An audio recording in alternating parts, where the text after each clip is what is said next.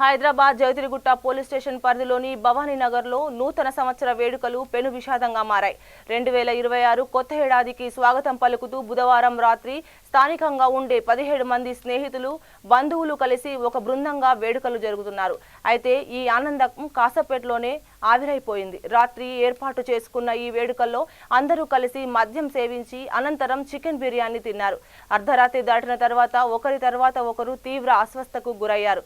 వాంతులు, కడుపు నొప్పి, తల తిరగడం వంటి లక్షణాలతో వారంతా అపస్మారక స్థితికి చేరుకున్నారు. మొత్తం 17 మందిలో 16 మంది తీవ్రంగా అస్వస్థతకు గురికాగా వీరిలో పాండు ఆసుపత్రికి తరలించే లోపే ప్రాణాలు కోల్పోయారు. మిగిలిన 15 మంది పరిస్థితి ఆందోళనకరంగా ఉండడంతో వారిని తక్షణమే సూరారంలోని నారాయణ మల్లారెడ్డి ఆసుపత్రికి తరలించారు. ప్రస్తుతం వారంతా ఐసీయూలో చికిత్స పొందుతున్నారు.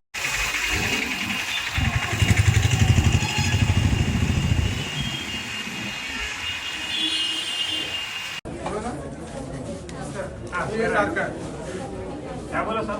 बात किए सर। बात किया।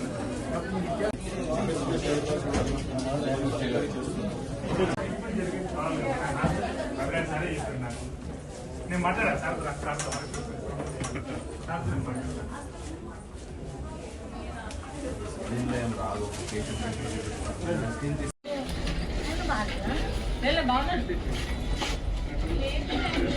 అమ్మ